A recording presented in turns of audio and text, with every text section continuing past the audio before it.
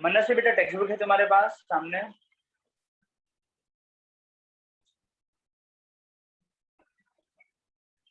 बेटा मनस्वी अनम्यूट करो।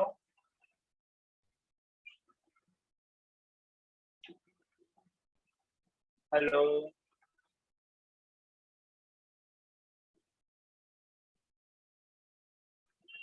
मनस्वी, अनम्यूट हो जाओ जल्दी से।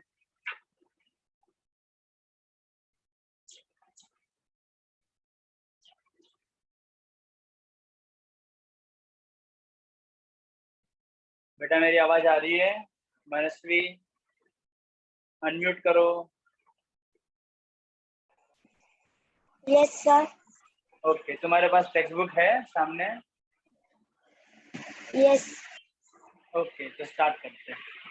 तो सबसे पहले हम लोग ने देखा था फोर्स। क्या तुमको फोर्स का डेफिनेशन पता है? What do you mean by force? What is force? Yes, तो फोर्स का सिंपल डेफिनेशन था, it is a simply push और पुल। जब भी हम किसी भी चीज को पुश करेंगे या पुल करेंगे मतलब हमने फोर्स अप्लाई किया। नेक्स्ट, फोर्स में दो टाइप के फोर्स होते हैं, बैलेंस्ड फोर्स और अनबैलेंस्ड फोर्स। जब भी कोई चीज रेस्ट पे है और वो रेस्ट पे ही रहता है, तुम्हारे फोर्स अप्लाई करने के बाद भी, जैसे कि ये वाला एग्जांपल, दोनों ही जन फोर्स अप्लाई कर रहे, लेकिन ये जो बीच वाला रस्सी है वो किधर भी मूव नहीं हो रहा है। इसका मतलब हम लोग क्या समझ सकते हैं कि सर ये बैलेंस्ड फोर्स है। समझ में आया मनस्वी? ठीक है, क्योंकि यहाँ पे रस्सी का कुछ मूवमेंट नहीं हुआ, जो वो पहले था आज भी वैसा ही है, तो हम लोग बोलेंगे ये बैलेंस्ड फोर्स है। यहाँ पे देखो, रस्सी कैसे पता सर आपको मूव नहीं कर रहा है? ये रेड कलर का कुछ पार्ट है वो अभी भी उधर ही है। ये डायरेक्शन का मतलब सर क्या होता है कि ये आदमी खींच रहा है और इसका मतलब ये भी खींच रहा है। खींच रहा है मतलब पुल कर रहा है, मतलब कि फोर्स अप्लाई कर रहा है। दोनों फोर्स अप्लाई कर रहे हैं लेकिन ये मूव नहीं हो रहा है, मतलब कि बैलेंस फोर्स है।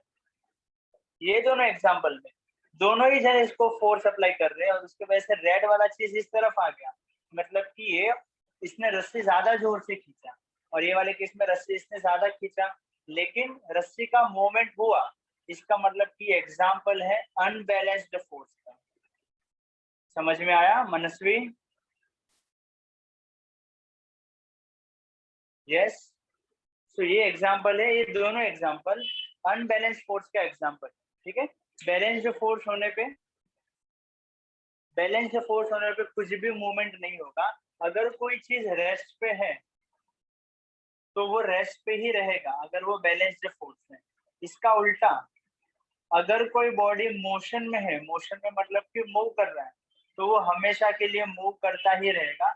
मैंने लास्ट टाइम तुमको वो फुटबॉल वाला एग्जांपल दिया था कि जैसे ही वो ऐसे स्किप करता है तो वो चलते रहता है, चलते रहता है। क्यों? क्योंकि उसको दूसरा कोई फोर्स ही नहीं है, बैलेंस्ड फोर्स उस पर अप्लाई होता है इसीलिए। ठीक है, आगे अनबैलेंस फोर्स होने पे क्या क्या होता है, तो देखो रेस्ट वाला चीज मोशन में आता है, ये दोनों एग्जांपल है। ठीक है, बस मुझे तुमको ये बताना था, अगर ये साइड ये तरफ अगर ज्यादा ये रेड कलर का चीज शिफ्ट हुआ, इसका मतलब ऐसे समझ सकते हैं कि यहाँ पे फोर्स ज्यादा होगा। समझो मैंने यहाँ पे लिखा 10 न्यूटन, तो यहाँ पे 12 न्यूटन का फोर्स इसने अप्लाई किया होगा। इसने समझो 12 न्यूटन का फोर्स अप्लाई किया तो इसने 15 न्यूटन अप्लाई किया होगा, इसलिए ये ऑब्जेक्ट यहाँ पे मूव हो गया। लेकिन ये वाले केस में अगर इसने 12 न्यूटन अप्लाई किया तो इसने भी 12 न्यूटन ही किया रहेगा, इसीलिए वो चीज मूव नहीं कर रहा है। फिर हम लोग ने देखा नेट फोर्स का मतलब क्या होता है, तो सिंपली हम लोग बोल सकते हैं जो भी ज्यादा वाला फोर्स है, ग्रेटर फोर्स, उसमें से स्मॉलर फोर्स को तुम हटा दो तो अपने को जो आंसर मिलेगा वो हो जाएगा नेट फोर्स। ठीक है, जैसे कि इसमें तो दोनों सेम है, तो 12 माइनस 12 हो जाएगा 0, तो यहाँ पे नेट फोर्स 0 है। इसमें 12 माइनस 2 तो हो जाएगा, सॉरी 12 माइनस 10 तो हो जाएगा 2। इस केस में 15 माइनस 12 तो हो जाएगा 3 Newton Newton Newton. Net force मतलब कि ये वाला जो रस्सी है उस पर सर अभी कितना फोर्स अप्लाई हो रहा है, वो कितना फोर्स महसूस कर रहा है, तो वो बस अभी 0 न्यूटन फोर्स। यहाँ पे 12 माइनस 0 मतलब कि 2 न्यूटन का फोर्स, यहाँ पे 15 माइनस 12 मतलब कि 3 न्यूटन का फोर्स। और यहाँ पे 0 न्यूटन का टोटल फाइनल नेट फोर्स वो एक्सपीरियंस कर रहा है। नेट फोर्स सर उसके वजह से वो ऑब्जेक्ट कहाँ पे मूव करेगा, मतलब डायरेक्शन ऑफ नेट फोर्स कहाँ होगा, तो जो दोनों में से फोर्स ज्यादा है वो डायरेक्शन में मूव करेगा। तो 10 और 12 में ये 2 न्यूटन से मूव करेगा, कौन से डायरेक्शन में, तो 12 वाले। 12 और 15 में नेट फोर्स 3 न्यूटन है, कहाँ पे ये ऑब्जेक्ट मूव करेगा, तो जिसका फोर्स ज्यादा है उस डायरेक्शन में। फिर हम लोग ने पढ़ा था कि what are the effect of force. Force अगर किसी भी ऑब्जेक्ट पे अप्लाई करें तो what are the effect of force, ठीक है। तो उसमें ये पहला चीज है, अगर कोई ऑब्जेक्ट रेस्ट पे है तो हमारे फोर्स के वजह से, देखो ये फोर्स अप्लाई कर रहे हैं, इसके वजह से वो आ जाएगा मोशन में। अगर कोई ऑब्जेक्ट पहले से मोशन में है तो हमारे फोर्स के वजह से वो जैसे कि आएगा, ये उसको रोक लेगा, तो इसके फोर्स के वजह से वो ऑब्जेक्ट आ जाएगा रेस्ट पे। थर्ड चीज, अगर हम किसी भी ऑब्जेक्ट पे फोर्स अप्लाई करें, जैसे अगर ये हैमरिंग कर रहा है तो इसके वजह से उसका शेप एंड साइज चेंज हो सकता है। एंड द लास्ट, अगर हम लोग फोर्स अप्लाई करें तो किसी भी ऑब्जेक्ट का हम डायरेक्शन भी चेंज कर सकते हैं, ठीक है। तो लास्ट के 2 लेक्चर तक हम लोग ने ये सब चीज देखा था। एक और चीज जो हम लोग ने डिस्कस किया था वो था इनर्शिया। तो लास्ट में हम लोग ने डिस्कस किया था इनर्शिया का मतलब मैंने क्या बोला था,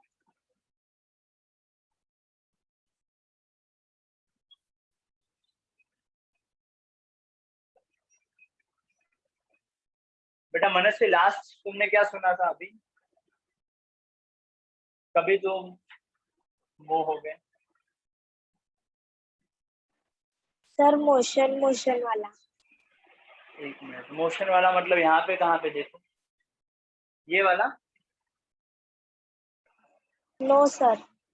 इधर में कुछ, हाँ अच्छा तो मैं फिर से थोड़ा एक्सप्लेन करता हूँ। मैंने बोला जब भी बैलेंस्ड फोर्स होगा तो ऑब्जेक्ट अगर रेस्ट पे है तो वो रेस्ट पे ही रहेगा, और अगर वो मोशन में है तो वो मोशन में ही रहेगा, कभी बैलेंस्ड फोर्स है तो, ठीक है। जैसे कि यहाँ पे ये भी 12 न्यूटन से खींच रहा है, ये भी 12 न्यूटन से खींच रहा है, तो वो ऑब्जेक्ट अगर रेस्ट पे है तो वैसा ही रहेगा, और अगर वो मोशन में है तो वैसे का वैसा। नेक्स्ट एग्जांपल, अगर अनबैलेंस फोर्स हुआ, यहाँ पे 12, यहाँ पे 10, यहाँ पे 12 तो यहाँ पे 15, दोनों फोर्स सेम नहीं है, इसको हम लोग अनबैलेंस फोर्स बोलेंगे। जैसे ही बॉडी पे अनबैलेंस फोर्स अप्लाई होता है तो क्या होता है, रेस्ट वाला चीज, जो चीज रेस्ट पे था वो मोशन में आ जाता है, या तो फिर उल्टा, जो चीज मोशन में होता है वो रेस्ट पे आ जाता है। किसके वजह से सर, अनबैलेंस फोर्स की वजह से। क्या यहाँ तक क्लियर है? फिर आगे हमने देखा नेट फोर्स का मतलब क्या होता है, ठीक है। नेट फोर्स का मतलब होता है तुम्हारे सामने अगर 2 फोर्स है तो बड़े वाले फोर्स में से छोटे वाले फोर्स को माइनस करो तो तुमको नेट फोर्स मिल जाएगा। ये सिचुएशन में तो दोनों फोर्स सेम है तो बस माइनस करो, 12 माइनस 12 तो 0। अच्छा, जरूरी नहीं है कि हर हमेशा माइनस करना है, डायरेक्शन पे डिपेंड करता है। अगर अपोजिट डायरेक्शन में है तो हम लोग माइनस कर देंगे अभी के लिए, फ्यूचर में और कुछ होगा, और अगर सेम डायरेक्शन में होगा तो हम लोग ऐड कर देंगे, ठीक है। तो नेट फोर्स अपने को मिलेगा 12 माइनस 12 0, यहाँ पे 12 माइनस 10 विच इज 2, और यहाँ पे 15 माइनस 12 विच इज 3 न्यूटन। इसको नेट फोर्स बोलेंगे। नेट फोर्स मतलब फाइनली तुमने कितना फोर्स दिया। जैसे कि एग्जांपल दूं, मैं ये मार्कर को इस तरफ खींच रहा हूँ, लेकिन ये साइड से भी उसको कोई खींच रहा है, दोनों ही खींचा खींची कर रहे हैं, लेकिन जिसका फोर्स ज्यादा होगा ये उसके तरफ मूव करेगा, लेकिन इसका भी फोर्स ज्यादा है तो ये मूव करेगा, लेकिन ऐसा फास्ट एकदम मूव नहीं करेगा, एकदम स्लोली स्लोली जाएगा, क्योंकि ये भी उसको खींच रहा है।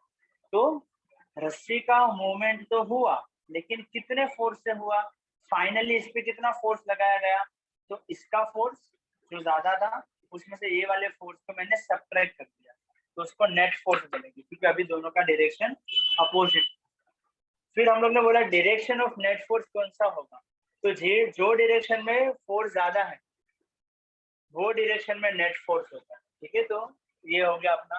फिर हम लोग ने डिस्कस किया था last time effect of force, कि किसी भी ऑब्जेक्ट पे फोर्स अप्लाई करें तो उसपे क्या इफेक्ट होगा। तो पहला, रेस्ट वाला चीज, बॉल वैसे ही खड़ा था, इसने किक किया मतलब कि उसने पुश किया, तो रेस्ट वाला चीज मोशन में आ जाएगा। किसके वजह से?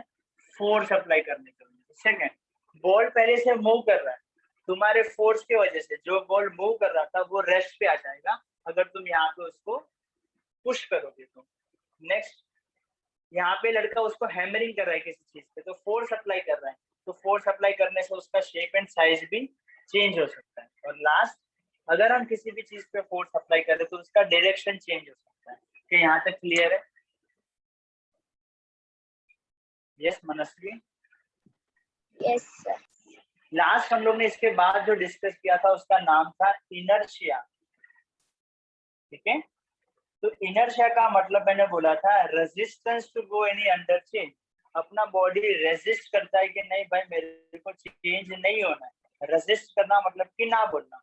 अपना बॉडी ना बोलता है चेंज को। चेंज को मतलब अगर मैं रनिंग कर रहा हूँ और कोई मुझे बोले कि भाई और रनिंग कर, तो मैं शायद इजीली कर पाऊंगा, मुझे चलना ही तो है। लेकिन चलते चलते अगर कोई मुझे रुकने बोले ना तो मुझे थोड़ा डिफिकल्टी आएगा।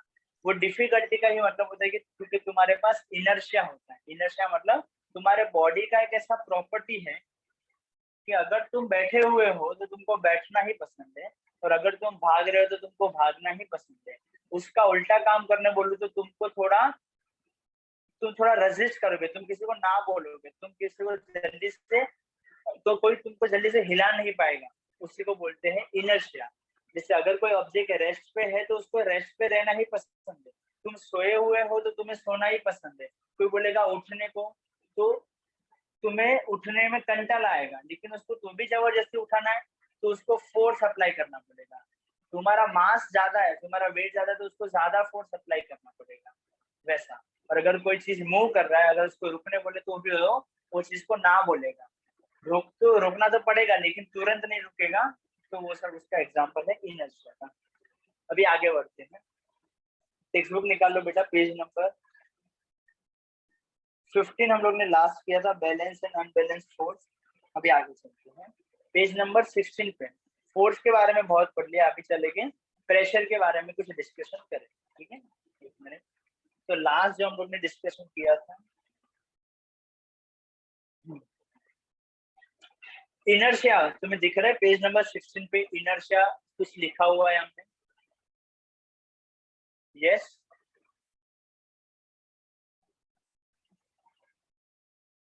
मनस्वी? पेज नंबर 16 इनर्शिया दिख रहा है? Yes.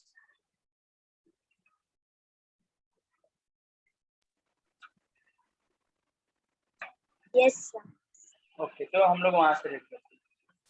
We have seen that an object change in its state of motion due to the force. In the absence of a force, object exhibit a tendency to remain in the existing state of motion. मतलब अगर किसी भी object पे मैं unbalance force apply करूं तो वो अगर रेस्ट पे होगा तो मोशन में आ जाएगा, और अगर मोशन में होगा तो रेस्ट पे आ जाएगा। ये वाला एग्जांपल, रेस्ट पे है तो मोशन में आ जाएगा, मोशन में तो रेस्ट पे आ जाएगा। कभी अगर हम फोर्स अप्लाई करें तभी। लेकिन अगर हम फोर्स ही अप्लाई ना करें तो वो जैसा है वैसे का वैसा रहेगा।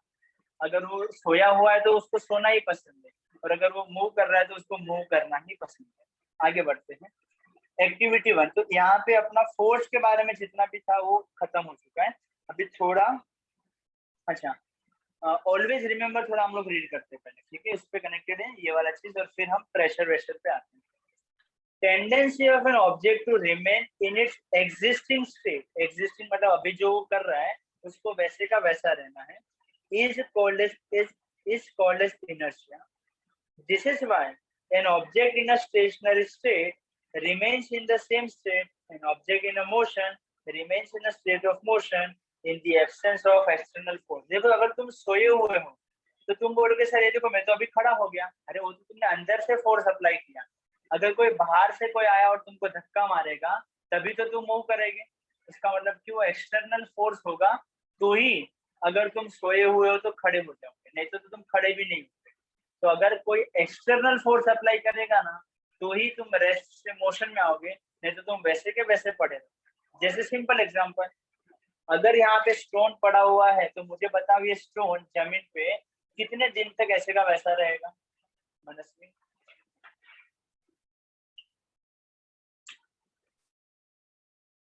यस, कोई स्टोन कितने दिन तक जमीन पे वैसे का वैसा पड़ा रहेगा?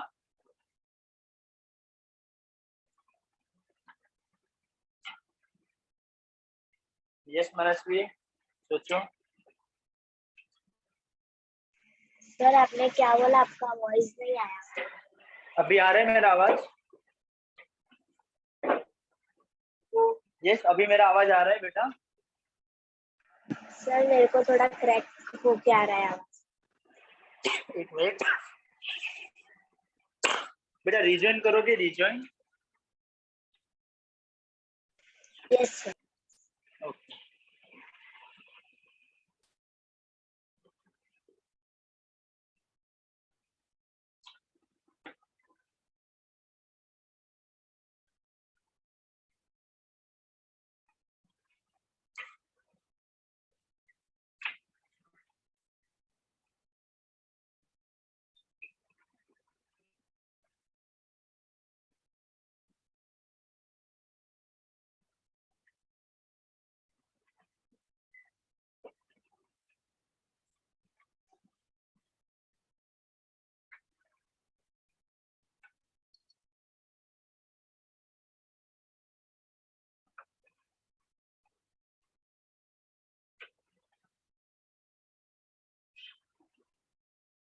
यस, अभी मेरा आवाज आ रहा है बेटा क्लियर?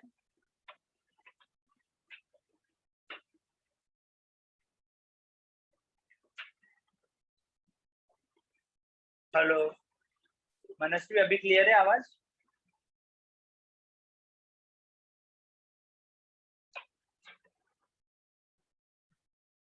हेलो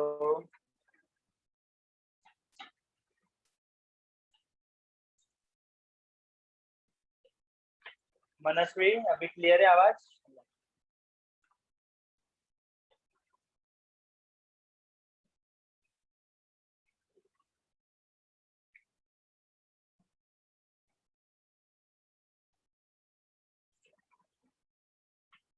यस बेटा, अभी आवाज आ रहा है? Hello hello hello hello.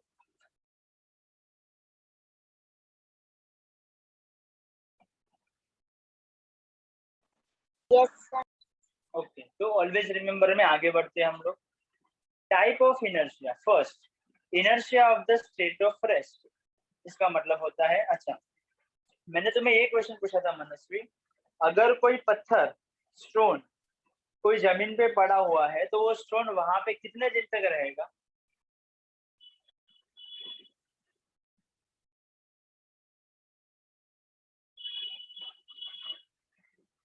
मेरा क्वेश्चन क्लियर है?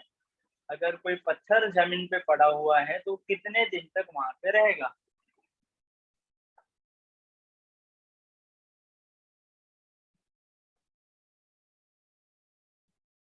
यस, अगर कोई उसको किक नहीं करेगा तो वो उधर ही रहेगा, बट कोई किक करेगा तो वो मूव हो जाएगा। यस, तो इसी को बोलते हैं कि अगर कोई ऑब्जेक्ट रेस्ट पे है तो पूरा लाइफ टाइम हजारों साल वहीं पे रहेगा। कब तक रहेगा? तो हजारों साल या तो सालों साल रहेगा। तब तक रहेगा जब तक कोई बाहर से उसको धक्का ना मारे, और वो धक्का बहुत ही ज्यादा होना चाहिए, वो अनबैलेंस फोर्स होना चाहिए, तो ही जाके वो मूव होगा, नहीं तो वो सालों साल उधर का उधर ही रहेगा। ठीक है, लेकिन इसके जगह पे हम अपना एग्जाम्पल नहीं दे सकते। सर मैं ऐसे पोजीशन पे कब तक रहूंगा? तो तुम्हारा मन हो तभी तुम चलने लग जाओगे। तो तुमने चलने के लिए जो फोर्स अप्लाई किया वो इंटरनल फोर्स है, तुमने वो फोर्स अंदर से बनाया। हम उसकी बात नहीं कर रहे, हम एक्सटर्नल बाहर के फोर्स की अप्लाई बात कर रहे हैं। ठीक है, तो बाहर का फोर्स अगर ज्यादा होगा तो ही कोई चीज रेस्ट से मोशन में आएगा। आगे बढ़ते हैं, इसी पे हम लोग को डिस्कशन करना है आगे। An object in the state of rest cannot change its state of rest due to its inherent property. अगर कोई चीज रेस्ट पे है तो उसको पसंद है कि उसको वहां पे रहना है, वो उसको चेंज नहीं करेगा। This property is called as a inertia of a state of rest. ये प्रॉपर्टी को स्टेट ऑफ रेस्ट माना जाता है। Next, inertia of motion. Inherent मतलब कि पहले से वो प्रॉपर्टी उसके पास है। ठीक है, तो inherent property of an object due to which its state of motion can not change. अगर वो मोशन में तो उसको मोशन में रहना ही पसंद है, तो इस टाइप के इनर्शिया को हम लोग इनर्शिया ऑफ मोशन बोलते हैं। एग्जाम्पल लेते हैं, अगर मैं फैन को अभी स्विच ऑफ करूँ तो क्या तुरंत वो बंद हो जाएगा मनस्वी? तुरंत ही जैसे मैंने स्विच बंद किया तो नो थोड़ी देर तक घूमेगा। तो ऐसा क्यों होता है? क्योंकि फैन को तुमने बंद किया लेकिन उसको बंद होने का मन नहीं है, उसको चलते ही रहना है, लेकिन फिर वो ज्यादा दिन तक नहीं चल सकता, इसलिए 1-2 सेकंड 10 सेकंड के बाद रुक जाएगा, लेकिन वो घूमते ही रहता है। उसका रीजन है कि वो उसके पास इनर्शिया है, उसको पसंद नहीं है कि मैं घूम रहा था मुझे बंद क्यों किया, तो थोड़ी देर तक और घूमते रहेगा। वैसे अगर हम सोए हुए तो अपने को सोना ही पसंद है। हाँ, अगर कोई जोर जोर से धक्का मारेगा तो शायद उठ जाए। ठीक है, जैसे कि कार में भी बोल सकते हैं, कार में हम लोग जैसे ही ब्रेक मारते हैं वो तुरंत नहीं रुकता है, थोड़ा तो डिस्टेंस ट्रैवल करता है। ठीक है, तो example, revolving electric fan continues to revolve even after it is switch off. अगर हमने उसको स्विच ऑफ किया तो भी वो घूमता रहेगा।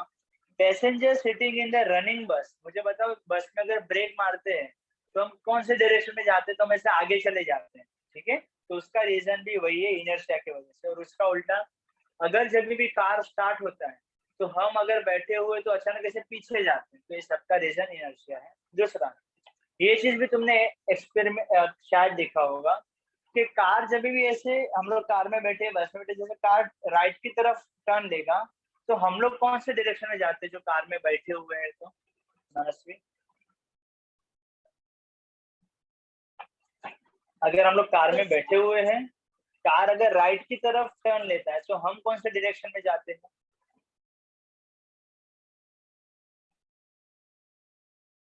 क्वेश्चन मेरा क्लियर है, मैंने क्या बोला? No sir. जैसे कार है, हम लोग कार या तो बस में है, तो बस ने ऐसा राइट टर्न लिया, ऐसा बस स्ट्रेट था, अभी रोड में टर्न आया तो बस ऐसे जा रहा है। रुको फिर से, बस स्ट्रेट जा रहा है, कैसे टर्न जा रहा है? तो अंदर के पैसेंजर कैसे ऐसे मूव होते हैं ना, तो राइट की तरफ मूव हो जाएगी कि सारे लेफ्ट की तरफ? अपने को एक धक्का लगेगा ना अंदर बैठे हुए तो वैसा, तो अपने को उल्टे डायरेक्शन में लगता है धक्का, हम लोग ऐसे लेफ्ट की तरफ जाएंगे। ठीक है, तो उसका भी रीजन क्या है देखते हैं। Inherent property of an object due to which the object cannot change the direction of its motion is called as a directional inertia। तो हम लोग तो सीधे बैठे थे, तुम हमको राइट में क्यों लेके जा रहे हो? तो मैं उल्टा चलूंगा तो मैं लेफ्ट में चला जाऊंगा, इसको बोलते हैं directional inertia. For example, if a vehicle in a motion along a straight line suddenly take a turn, passengers sitting it are thrown opposite direction। तो सब उसी का ही एग्जांपल है। आगे अभी जो एक्टिविटी हम लोग करने वाले हैं वो इनर्शिया पे है और अभी प्रेशर के बारे में है, देखते हैं। Take a post card and keep it on a glass, keep a 5 rupee coin and note it, now skillfully push the card, the coin straight away falls. देखो एग्जांपल का मतलब क्या है, यहाँ पे पेन रखा हुआ है, मैंने इसके ऊपर मार्कर, अगर मैं ये मार्कर को ऐसे हटा दूं, ठीक है, अगर मैं ये मार्कर को हटा दूं तो क्या होगा? यहाँ से ये मार्कर है, मैंने ये बुक को ऐसे हटा दिया, अभी इसमें पॉसिबल नहीं है, पेज पे लेके तो अच्छा होगा, तो पता ही क्या होगा, ये स्ट्रेट अवे नीचे जाता है।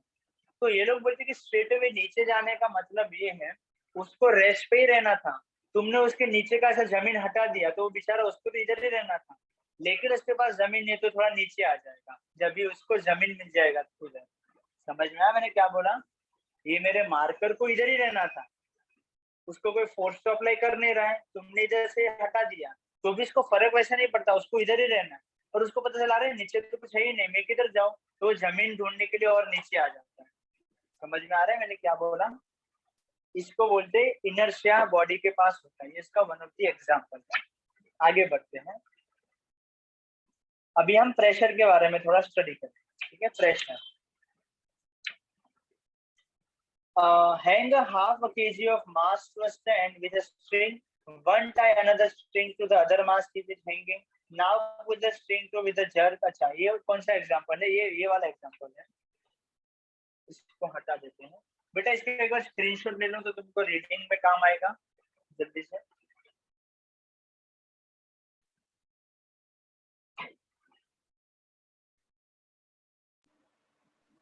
सर ले लिया। ओके,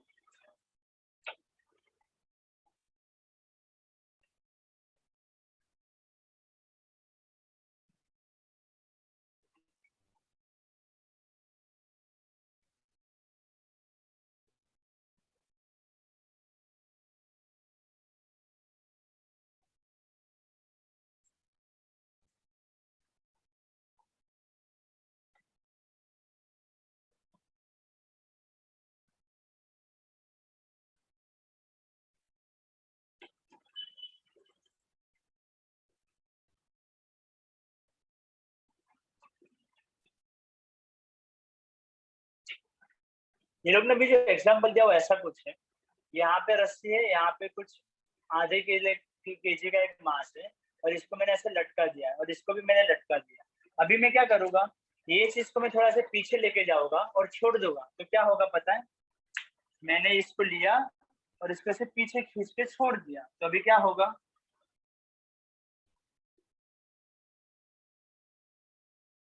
मनस्वी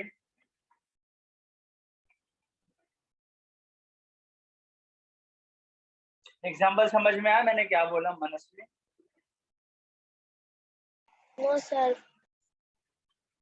दो मास है, दो छोटे छोटे ना गोले हैं, एक मिनट में तुमको एग्जाम्पल दिखाता हूँ। दो छोटे छोटे गोले मैंने ऐसे रस्से से बांधे हुए, ठीक है। अभी मैं क्या कर रहा हूँ, एक को ऐसे खींच के इधर लेके जा रहा हूँ, अभी दिखेगा। हाँ, दो ऐसे छोटे छोटे गोले हैं, उसको मैंने ऐसे रस्सी से बांधा हुआ है और अभी एक को मैं खींच के ऐसे लेके जाऊंगा और छोड़ दूंगा, तो क्या होगा मुझे बताओ उसके बाद? सर फिर वो समझ में आया? वापस अपने पोजीशन में आ जाएगा। वो वापस आगे क्या हो जाएगा? दूसरे वाले को धक्का। हाँ, दूसरे वाले को धक्का देगा, फिर दूसरा वाला आगे मूव करेगा, फिर वो क्या करेगा, इसको धक्का देगा, फिर इसको देगा, फिर इसको देगा। तो ये जो चीज है ना, इसी को हम लोग इससे इनर्शिया से समझ सकते हैं कि वो एक बार अगर मोशन में आ गया तो फिर वो मोशन में रहने का ट्राई करेगा वैसा, ठीक है। अच्छा, उसके बारे में पढ़ते हैं, अगर कुछ बोला है तो। या तो अभी उन्होंने बस वो एक्टिविटी के बारे में डिस्कशन किया, तो लास्ट में आ जाओ, स्टार्टिंग से रीड करते हैं। हैंग मतलब कि लटकाओ half kg of mass to a stand with a string one, जो मैंने मेरा एक मार्कर था। tie another string two of the mass and keep it hanging.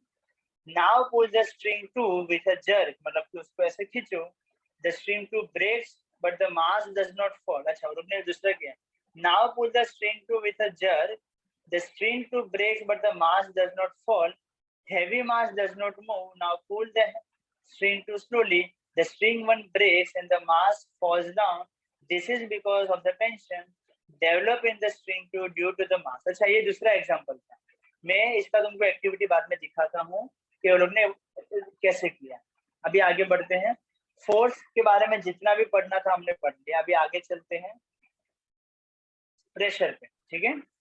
Pressure क्या होता है, तो मुझे बताओ प्रेशर क्या होता है। तो ये देखो, प्रेशर का मतलब, अगर ये मेरा हाथ है और मैं इस पे फोर्स अप्लाई करता हूँ तो मुझे लगेगा अरे सर कितना प्रेशर अप्लाई कर रहे हो आप यहाँ पे, मतलब अगर किसी ऑब्जेक्ट पे फोर्स अप्लाई करूँ और वो भी एक छोटे से एरिया पे, तो मैं बोलूंगा कि सर मेरे को अभी प्रेशर आ रहा है। समझ में आया?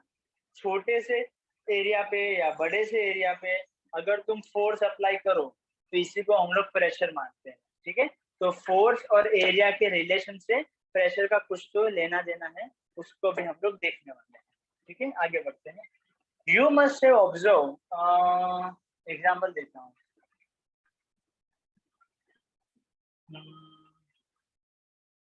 तुमने कभी बेटा सब्जी काटा है? सब्जी, यस सर। तो जो अपना नाइफ होता है, मुझे बताओ तुमको कौन सा नाइफ अच्छा लगेगा, एकदम नया नया है धार वाला, एकदम शार्प, या तो थोड़े दिन महीने हम लोग ने यूज किया है वो वाला, कौन सा तुमको अच्छा लगेगा?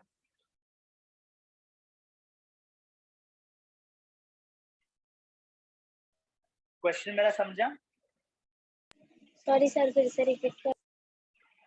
समझे, तुम्हारा नाइफ है और ये तुम्हारा सब्जी जो तुमको काटना है, ठीक है। तो अगर नया वाला नाइफ तुम्हारे पास है तो इसको काटने में तुमको इजी होगा, या पुराना वाला नाइफ है तो उसको काटने में इजी रहेगा? सर न्यू वाला। ऐसा क्यों होता है, मतलब कि न्यू वाले में तुम सिर्फ इतना करोगे तो भी ये कट हो जाएगा, और हाँ ओल्ड सर। वाले में से थोड़ा जोर से प्रेशर देना पड़ता है, तो जाके ऐसा होता है। तो ऐसा क्यों? या तो जोर से फोर्स अप्लाई करना पड़ेगा, इसमें बस ऐसे ऐसे फोर्स भी अप्लाई करेंगे तो हो जाएगा। तो यही चीज को सर अभी हम क्योंकि लोग, न्यू वाले में धार होता है, और हाँ, ओल्ड वाले में धार कम हो जाती है। अब ये धार को ही हमें ना एरिया से रिलेट करेंगे। कि न्यू वाले का धार इतना पतला है कि उसका एरिया बहुत छोटा है, ठीक है, और वो जाड़ा वाला जो है जूना वाला उसका एरिया ज्यादा है, तो उसकी वजह से अपने को फोर्स ज्यादा अप्लाई करना पड़ता है, देखेंगे, ठीक है। लेकिन ये चैप्टर का अच्छा है, मतलब ये सबके साथ उसका कुछ ना कुछ कनेक्शन है जो हम लोग रीड करने वाले हैं। तो आ जाओ। You must have observed the tires of a two-wheeler and the four-wheeler getting pressurized. The air-filling machine has a pressure indicating dial or a digital meter showing the digital reading of a pressure. क्या तुमने कभी देखा ऐसा हवा भरते? Cycle में हवा भरते ना, तो उसमें कुछ मशीन वशीन नहीं चाहिए, वो तो हम लोग ऐसे अंदाजा लगा लेंगे कि हाँ अंकल बस बस बस इतना हवा भर। लेकिन जितने भी कार टू व्हीलर रहते ना, तो उसमें से अंदाजे से काम नहीं चलता है, ठीक है। तो उसमें एक मशीन आता है, तो मशीन क्या देखता है कि भाई अभी कितना प्रेशर टायर में है, तो उससे ज्यादा प्रेशर भर दिया तो फट जाएगा, और उससे कम भरोगे तो गाड़ी नहीं चलेगा। तो वो लोग के पास प्रेशर नापने का भी एक मशीन होता है, ठीक है। तो आ जाओ देखते हैं। The machine feels the pressure to a certain value. You are aware that a force has to be applied for filling air in the bicycle tire with a hand pump. मतलब bicycle मतलब कि अपने cycle में अगर हवा भरना है तो वो पंप से हम लोग फोर्स अप्लाई करते हैं, तभी जाके जबरदस्ती का हवा अंदर जाता है। आगे, so by applying the force, air pressure is increased and then the air is pushed into the tire. Our force and pressure are related. मतलब उन्होंने बोला अगर तुम फोर्स ज्यादा अप्लाई करोगे तो एयर को ज्यादा प्रेशर आएगा और वो एयर जल्दी से अंदर जाएगा, और तुम आराम आराम से करोगे तो जल्दी से नहीं जाएगा। तो उनका ऐसा क्वेश्चन है। तो क्या ये एक्सपेरिमेंट से अपने को ऐसा लगता है कि फोर्स और प्रेशर के बीच में कुछ रिलेशन है?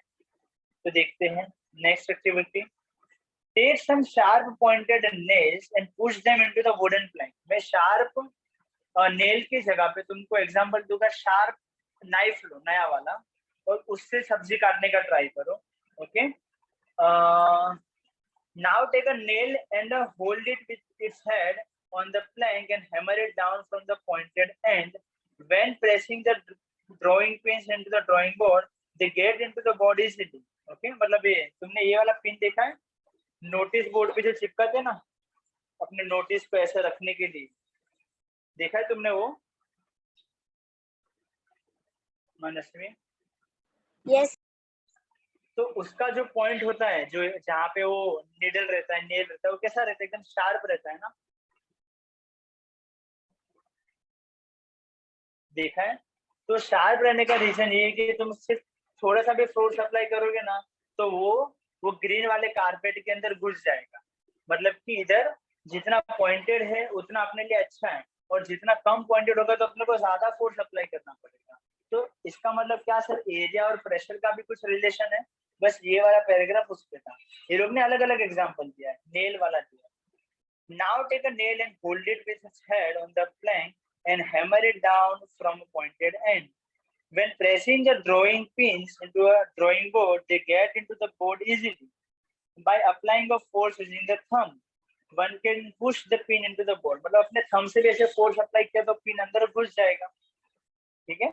On the contrary, while pressing an ordinary pin into the board with the thumb may get hurt. मतलब कि वो ड्राइंग पिन के अलावा तुमने दूसरा कोई पिन यूज किया ना तो वो जल्दी से अंदर नहीं जाएगा, उल्टा तुमको हाथ पे ज्यादा दुखेगा।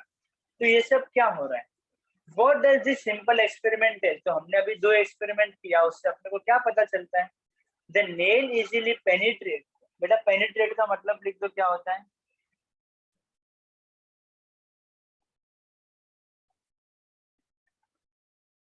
पेनिट्रेट का मतलब पता है मनस्वी?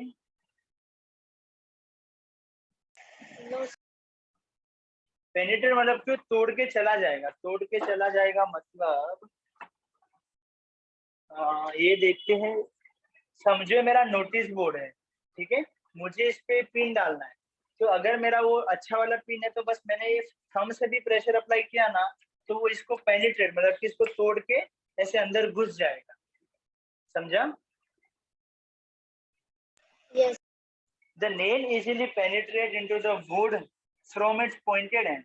From this you will notice that when the force is applied on the head of the nail, it is easy to hammer into the plank. अभी देखो जो मैंने तुमको क्वेश्चन पूछा था, it is easy to cut a vegetable fruit with a sharp knife, a blunt. Blunt मतलब क्या होता है बेटा? ब्लंट मतलब जो शार्प नहीं है उसका उल्टा होता है ब्लंट, ठीक है, बहुत दिन का यूज किया हुआ। Blunt knife does not work here, why does this happen, the force exerted perpendicular. तो अभी ये चीज पे हम लोग ने डायरेक्टली एक चीज बोल दिया कि प्रेशर का मतलब क्या होता है। तो सिंपल देखना, मुझे बता अगर मैं ज्यादा फोर्स अप्लाई करूं, समझो ये मेरा ऐसा हाथ है और मैं इस पे फोर्स अप्लाई कर रहा हूँ, मुझे बताओ यहाँ पे मैं फोर्स अप्लाई कर रहा हूँ, मेरे को बताओ अभी मुझे ज्यादा प्रेशर लगेगा कि ऐसे अभी ज्यादा प्रेशर लगेगा, ये वाले पॉइंट पे, ये वाले केस में कि ये वाले केस में, बताओ।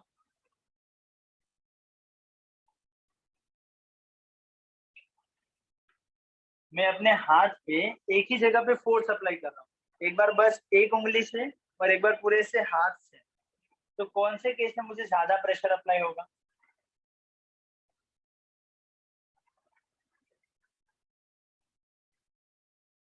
बेटा क्वेश्चन समझ में आया?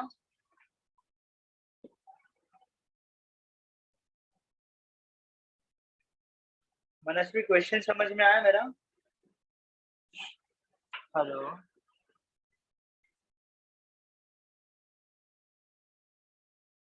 मनस्वी, प्रेजेंट हो? दो मनस्वी। Yes sir. मैंने अभी लास्ट तुमसे कुछ पूछा, अभी तुम प्रेजेंट थे? नहीं सर, वही टाइम पे लीव हो गया था। ओके ओके, मैंने अभी तुमको क्वेश्चन पूछा,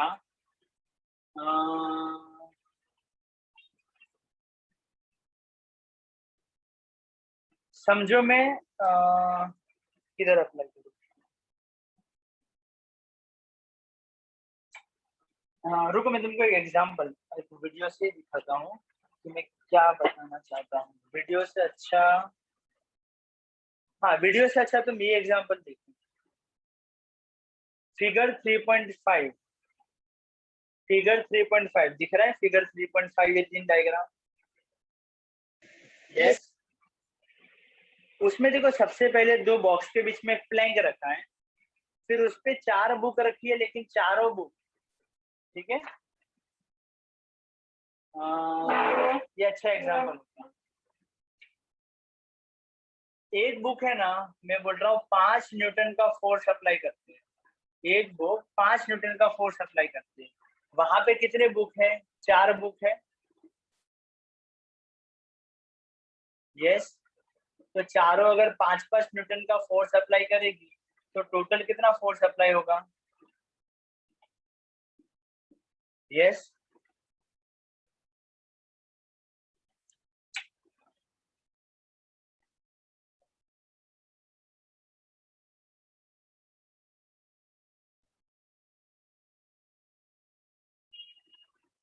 क्वेश्चन समझा मेरा Manasvi? Sir can you repeat again? Yes, मैंने बोला एग्जाम्पल 3.5 में चार बुक दिखती है, राइट।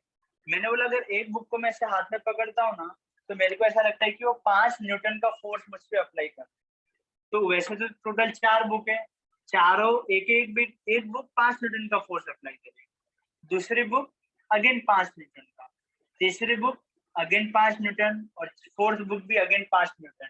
तो मेरे अगर मैंने चारों बुक को पकड़ा है तो मुझे कितना फोर्स एक्सपीरियंस होगा?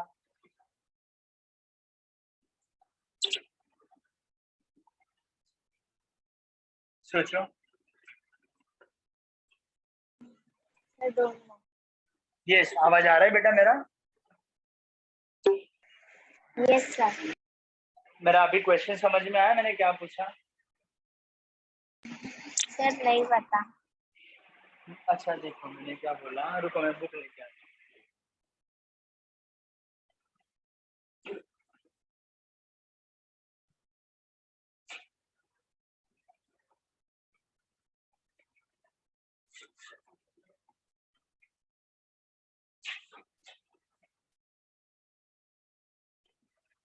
ये देखो, ये एक बुक है, फिर ये दूसरा बुक है, ये तीसरा बुक है, और ये फोर्थ बुक है। मैंने बोला एक बुक अगर मैंने ऐसे हाथ में उठाया तो मुझे कितना फोर्स लगेगा?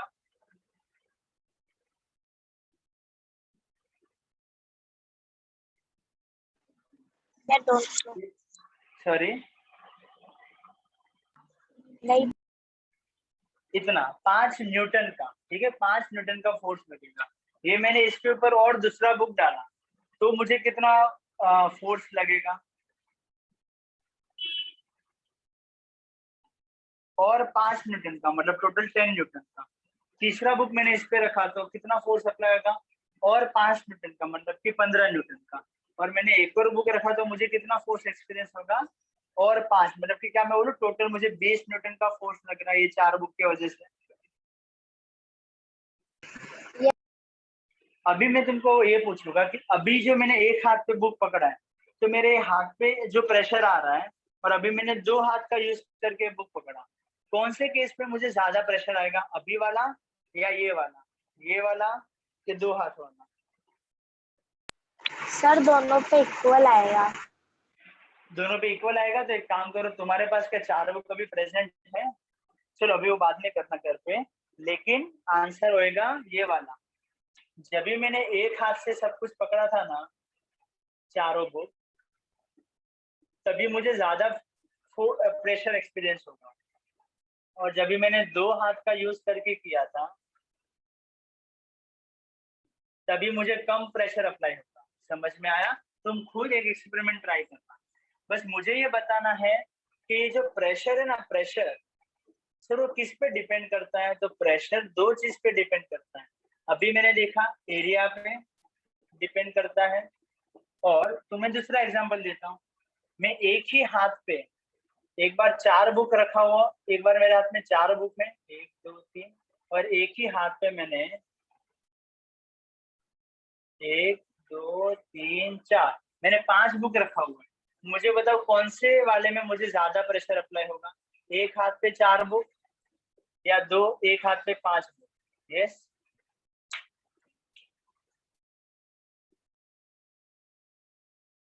इसमें भी तुमको लग रहा है इक्वल फोर्स होगा, इक्वल प्रेशर अप्लाई होगा?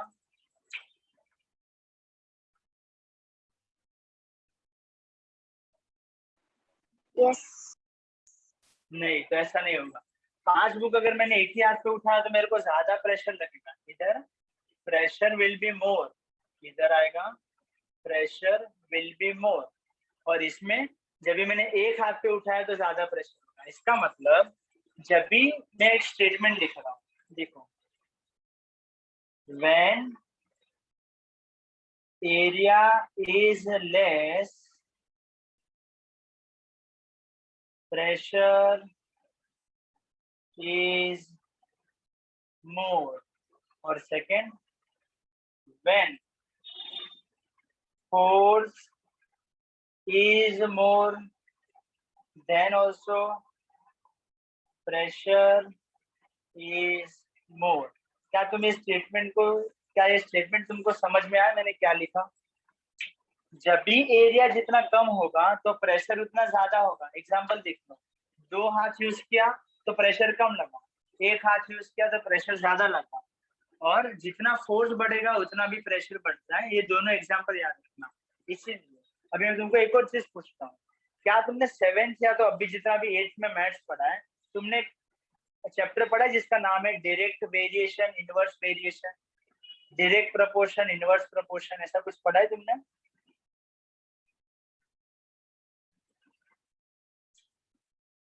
यस।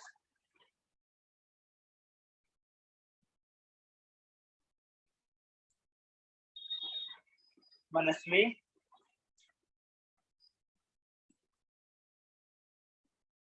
मेरा आवाज आ रहा है बेटा? यस। तुमने, मैंने अभी जो 2 नाम बोला वो कभी पढ़ा है? Direct variation, inverse variation, direct proportion, inverse proportion, ऐसा कुछ सुना है मैथ्स में? यस। सुना है? कौन से स्टैंडर्ड में, 7th में कि अभी?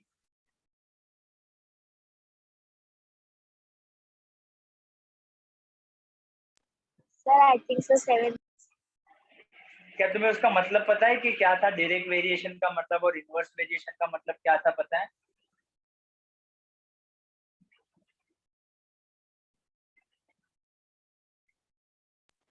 No sir. नहीं, ठीक है चलो। तो बस उसे, जैसे मैंने बोला कि एरिया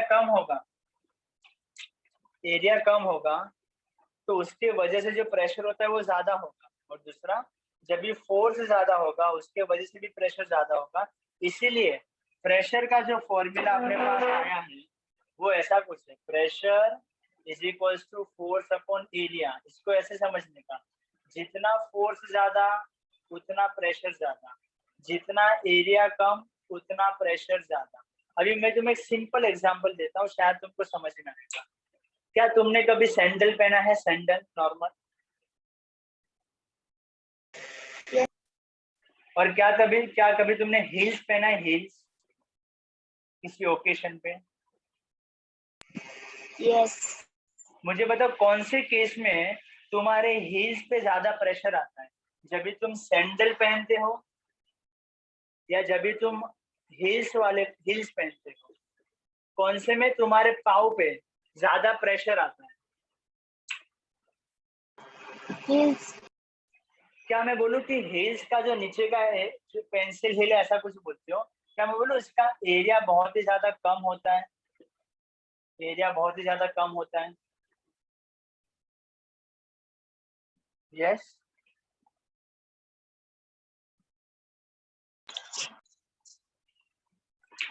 सैंडल का जो नीचे का चीज है और हील्स का जो नीचे का चीज है, दोनों में क्या मैं बोलूं हील्स का एरिया छोटा है?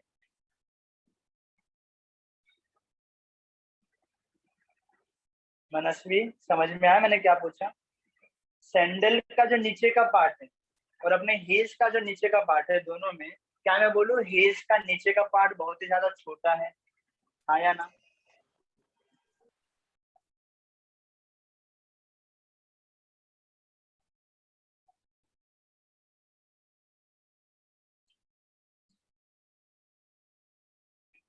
मनस्वी, मेरी आवाज आ रही है बेटा? Yes, sir. तो मेरा क्वेश्चन समझ में आया मैंने क्या पूछा?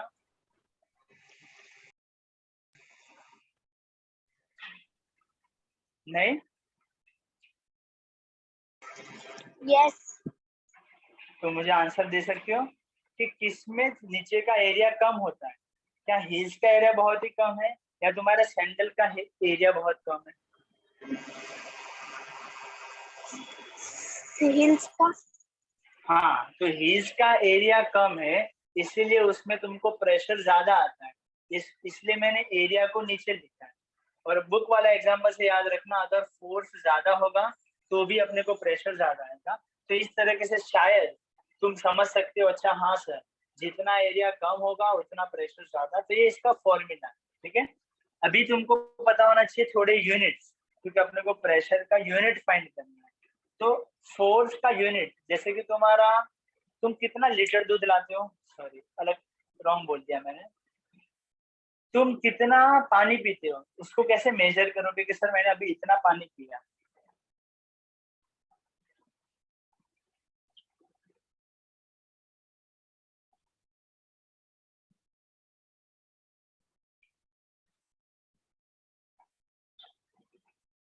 या तो मम्मी तुमको बोलेगी कि जा बेटा शुगर लेके आओ, तो तुम कितना शुगर लेके आओगे? और अगर मम्मी ने बोला कि जाओ बेटा मिल्क लेके आओ, तो तुम कितना मिल्क लेके आओगे? मम्मी ने बोला अभी रूम का टेम्परेचर कितना है, तो तुम्हारा आंसर क्या होगा? मम्मी ने बोला अपने घर से स्टेशन कितना दूर है, तो तुम्हारा आंसर क्या होगा? ये 4 क्वेश्चन का आंसर तुम मुझे बता सकते हो।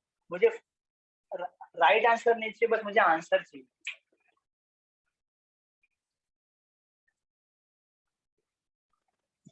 Sir sugar 1 kilo. ठीक है, वेरी गुड, 1 किलो होगा। Milk? Sir milk 500 ml. Very good.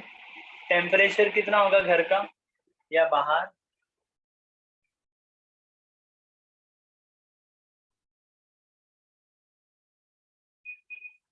तुम्हारा बॉडी का टेम्परेचर अभी कितना होगा वो बता दो तो भी चलेगा। चलो मैं बता देता हूँ, 35 डिग्री सेल्सियस। और मुझे बताओ स्टेशन कितना दूर है तुम्हारे घर से? उसका आंसर क्या सर होगा? 10-5 मिनट का रख. उसको मैं बोल देता हूँ 1 किलोमीटर। तो देखो हर एक चीज को मेजर करने के समय हम लोग यूनिट यूज करते हैं। मास को मेजर करना है तो ये, वॉल्यूम को मेजर करना है तो ये, टेम्परेचर को मेजर करना है तो ये, डिस्टेंस को मेजर करना है तो ये। तो वैसे फोर्स को मेजर करते हैं हम न्यूटन में कि सर आपने मेरे को कितने न्यूटन का फोर्स से मारा, तो मैं बोलूंगा 5 न्यूटन का। ये फोर्स कितना था? 5 न्यूटन। सर आप कितना जगह रोकता है जब एरिया, तो हम लोग मेजर करते हैं मीटर स्क्वायर में। इसलिए जो प्रेशर है उसका यूनिट है न्यूटन पर मीटर स्क्वायर। समझ में आया? किसी भी चीज का यूनिट उसके फॉर्मूले में से निकलता है। फॉर्मूले में जो जो चीज आता है ना उसको बोल देने का, भाई तेरा यूनिट कितना है, भाई तेरा यूनिट कितना है। समझा? यस। ठीक है, तो चलो आज के लिए इतना काफी है। इसको अच्छे से रिवाइज करना, और अभी से मैं तुमको कुछ लिखने को दूंगा ग्रुप पे, तो चेक करना। ठीक है, तो उसमें अब होमवर्क अभी रोज सबमिट करना है। ठीक है मनश्री? Okay sir. ओके, तो आज के लिए इतना काफी। बाय।